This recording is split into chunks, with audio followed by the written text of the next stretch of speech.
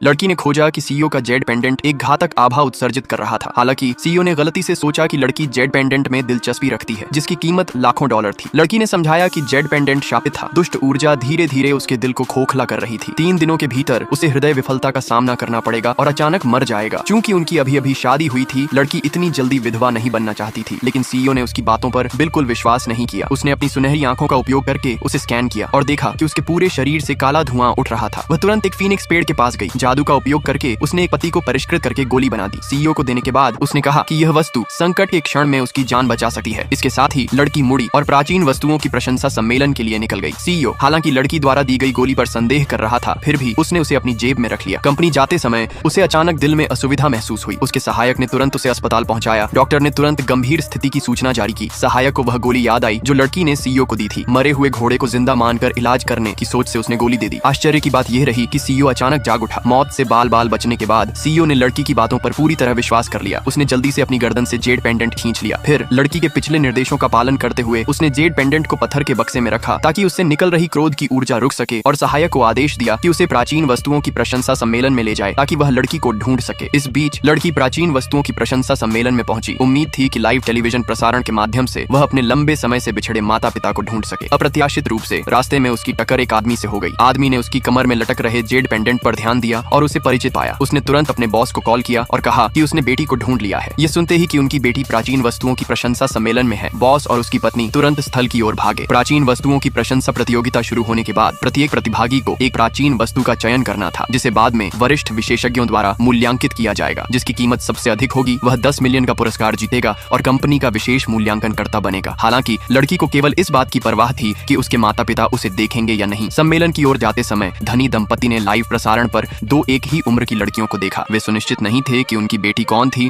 इसलिए उन्होंने पहले स्थल पर जाने का निर्णय लिया। उसी समय लड़की और उसकी एक पुरानी सहपाठी ने एक ही बुद्ध प्रतिमा का चयन किया। चूंकि प्रतियोगिता के नियमों में एक ही प्राचीन वस्तु चुनने पर रोक थी, सहपाठी को दूसरी वस्तु चुननी पड़ी। फिर विशेषज्ञों ने प्राचीन वस्तुओं का मूल्यांकन शुरू किया। पहले 3 प्राचीन वस्तुओं की कीमत $500,000 से कम थी। विशेषज्ञ ने तुरंत पहचाना कि सहपाठी द्वारा चुनी गई वस्तु असाधारण थी। अंततः उसका मूल्यांकन 5 मिलियन हुआ, जो प्रतियोगिता में सबसे अधिक था। जब विशेषज्ञ ने लड़की द्वारा चुनी गई बुद्ध प्रतिमा का मूल्यांकन किया तो उसे बहुत साधारण पाया और उसकी कीमत केवल $200,000 आंकी, जो सबसे कम थी। किसी को पता नहीं था ये बुद्ध प्रतिमा इतनी साधारण नहीं थी। जब होस्ट सहपाठी की जीत की घोषणा करने वाला था, लड़की ने विशेषज्ञ से बुद्ध प्रतिमा का पुनर्मूल्यांकन करने का सुझाव दिया, ये कहते हुए कि विशेषज्ञ का मूल्यांकन उसकी वास्तविक कीमत का 1% से भी कम था। लड़की की बातों ने तुरंत विशेषज्ञ को क्रोधित कर दिया, क्योंकि उसके पास दशकों का मूल्यांकन अनुभव था और वह शायद ही कभी गलत हुआ था। अब एक युवा लड़की द्वारा सवाल उठाना उसके अहंकार के लिए बड़ा झटका